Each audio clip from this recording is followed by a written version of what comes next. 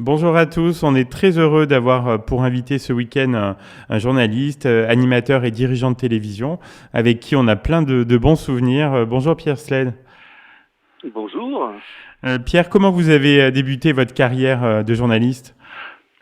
J'étais professeur d'éducation physique, j'ai eu le CAPES en 83 et en fait j'ai tout plaqué en une nuit parce que je me suis dit que finalement comme je jouais à haut niveau au foot et que je parlais plusieurs langues et que j'avais fait des études supérieures, je me suis dit bah il n'y a pas de raison que tu fasses pas un bon journaliste quoi. Et donc, je me suis dit, j'avais enseigné pendant un an et j'avais vu que déjà la passion s'étiolait. Donc, je me suis dit, je vais être un boulet pour l'éducation nationale, donc autant faire ce qui pourrait me passionner. Et donc, j'ai postulé d'abord à Radio France, puis après RFO, j'ai fait, et puis ensuite Canal, 10 ans. Et puis ensuite France 2, France 3, la direction des programmes de France 3. Donc le journaliste sportif, c'était une évidence en fait, c'était la thématique qui vous plaisait. Oui, c'était là où j'avais le plus d'armes a priori. Bon Oui, après j'ai quand même fait 10 ans de politique, ça ne m'a pas empêché de les faire, mais oui, bien sûr. Oui. c'est vrai que je me sentais armé pour parler de sport dans les médias quoi. Et quel souvenir vous gardez de l'expérience L'équipe du dimanche? Donc c'était de 90 à 95. Et ben alors ça c'est une très belle expérience, hein. C'est une émission qui a duré 26 ans. Alors quand vous créez des émissions, tout le monde n'arrive pas à créer des émissions qui Oui, durent oui, 26 ans. oui, c'est sûr. Et en fait quand on me l'a lancé, c'est Charles Bietri m'a dit on va avoir les buts étrangers. Bon, il n'y a pas de Français qui jouent à l'étranger, mais il faut en faire une émission. Voilà. Alors je dis bah tu me donnes quoi pour arriver à la faire? Et il me dit je te donne 2 mois, si c'est pas bien on en met un autre. Ah oui, d'accord. Et donc voilà c'est devenu ce que c'est devenu. Et c'est vrai que la première année il n'y avait pas de Français qui jouaient à l'étranger. Et oui, oui. Donc c'était un petit peu compliqué mais c'était une époque, on savait à peine différencier les maillots de la Juve et du Milan AC, hein, Oui, oui, ou oui, de c'est Milan sûr. AC et de l'Inter de Milan. Donc Hmm. à cette époque-là, on avait une inculture quasiment totale du football étranger, on le Hmm. suivait de très très loin. Oui. Et puis petit à petit, c'est Cantona le premier qui a joué en Angleterre. Ensuite, il y a eu Papin, et puis il y en a eu d'autres, Ginola, Hmm. etc. Et puis après, et puis maintenant, il y en a 720 000 qui jouent à Oui, c'est l'étranger. ça. C'est plus facile. Et comment vous allez basculer sur France Télévisions? Et ben justement parce que moi j'avais quand même le vent en poupe à Canal. J'étais le présentateur des sports. J'avais présenté les Jeux Olympiques. Je présentais l'équipe du dimanche. J'avais eu un 7 d'or pour les Oui, Jeux aussi, Olympiques. oui. J'avais eu Ouais. un deuxième 7 d'or pour l'équipe du dimanche. Et comment France 2 a vu que les audiences de Stade 2 commençaient à s'étioler depuis un ou 2 ans. Et plutôt que de le laisser s'étioler, ils m'ont proposé de venir pour renverser un petit peu la table. Ce que j'ai essayé de faire, enfin c'est pas que je voulais tout changer, mais je voulais faire comme je le sentais. Et j'ai eu la chance que ça se passe plus que très bien. Donc voilà, c'était pour moi, je me faisais la réflexion. Jouer à Canal, c'est comme jouer dans un stade de 5000 personnes. Et moi, j'avais un petit peu envie de jouer au Maracana, c'est-à-dire avec un nombre de places quasi illimité, où Bien il faut sûr. aller chercher les téléspectateurs. Ouais, ouais, ouais. Et donc, c'était le challenge que je me suis lancé. Alors, vous le disiez tout à l'heure, Pierre, il y a eu votre période politique aussi sur Public Sénat et LCP. C'est votre autre passion avec le sport? Ouais, c'est-à-dire que bon, en 2000, j'ai arrêté Stade 2 de moi-même hein, parce que j'estimais que là aussi, j'avais fait le tour de tout. Ça a été un peu ça toute ma vie. Hein. Chaque fois que j'ai fait le tour Oui. des choses, c'est comme ça que j'ai arrêté le professorat d'éducation physique, c'est comme ça que j'ai arrêté Canal, c'est comme ça que j'ai arrêté Stade 2, parce que il pouvait plus rien m'arriver. Le Stade 2 cartonnait, Oui, vous étiez on arrivé au avait top, pris. quoi, oui. Hum. Oui, et je me dis bon, je peux rester encore des années, ce sera confortable, mais est-ce que j'ai pas envie de changer autre chose? Donc je me suis lancé dans la production, j'ai fait d'autres choses, et puis un jour je rencontre Jean-Pierre Elkabbach dans un café. Il me dit est-ce que la politique vous intéresse? Et moi, je suis d'une famille qui était très politisée, où on regardait les journaux. J'ai bercé mon enfance, j'ai bercé des journaux de 20 heures, etc. Des discussions politiques, mai 68 et tout ça. Moi, j'ai été bercé de ça pendant toute ma jeunesse. Et donc, j'adorais la politique. Et j'ai dit, ah oui, la politique, ça m'interpelle beaucoup, j'adore. Et il me dit, bon, ça vous dit de venir voir ce qu'on fait sur Public Sénat, si vous avez une idée. Je savais même pas que ça existait, moi. Alors, s'il y a quelque chose à faire, je veux bien le faire. Alors, il m'a dit, écoutez, voilà, il y a une émission.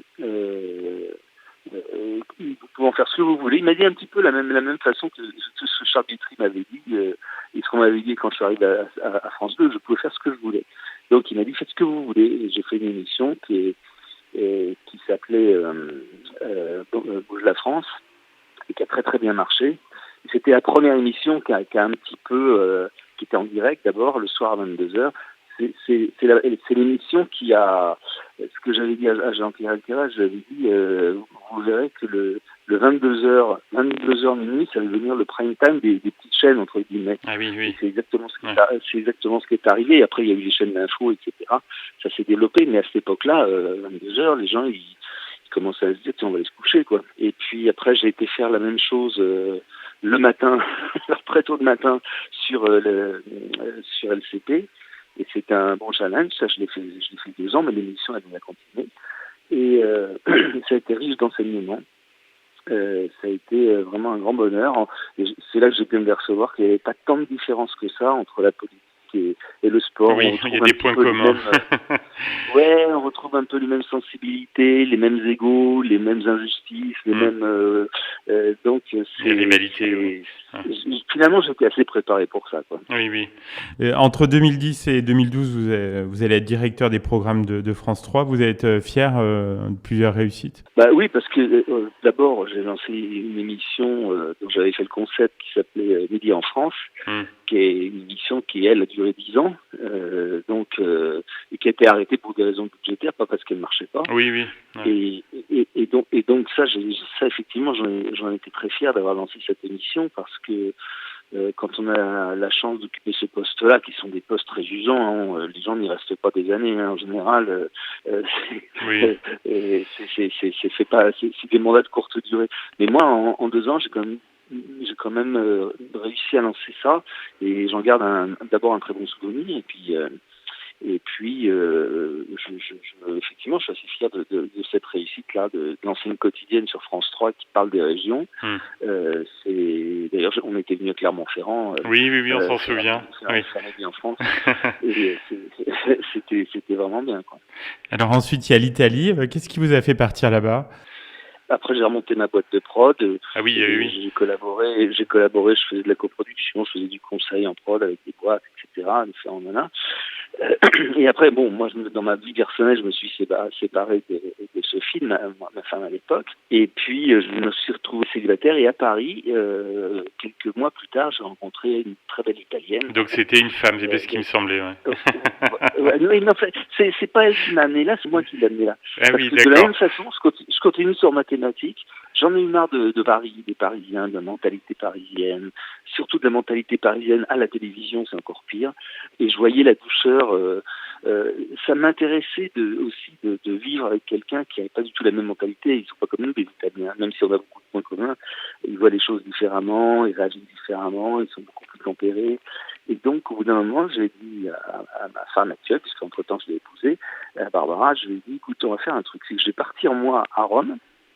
Elle est sicilienne, mais elle a vécu toute sa vie à Rome. Et je vais partir à Rome, et puis tout seul. Et si au bout de 6 mois, ça me plaît pas, je reviens. Et si ça me plaît, c'est toi qui viens me rejoindre. Ah oui, d'accord. Et ça fait 6 ans que j'y suis. Et donc vous travaillez là-bas. Sur quoi vous bossez? Alors je continue avec ma boîte, je continue à collaborer, je fais des coproductions et je fais du conseil en France. Et puis là, je suis en discussion assez avancée avec la RAI pour faire une émission. J'attends la signature dans les jours qui viennent là pour faire une émission sur la RAI quotidienne. Si j'arrive à faire ça, je serai très très content. Parce que c'est pas donné pour un étranger d'arriver dans un pays et d'arriver à produire dans ce pays-là. Mais bon, donc si j'arrive à le faire, je serai très content. Puis je travaille aussi, c'est-à-dire je collabore à la radio italienne sur le calcio. Donc je suis chroniqueur sur le calcio et aussi à la télévision, par exemple. Là, pendant la Coupe du Monde, je vais parler de la Coupe du Monde, du foot, sur la RAI, sur RAI News. C'est un aboutissement pour moi de boucler sa carrière comme ça dans un autre pays. Oui. C'est assez rigolo, quoi. En tout cas, on croise les doigts pour vous et on vous souhaite le meilleur. Donc, en Italie, on était content de vous retrouver, Pierre Sled. Merci.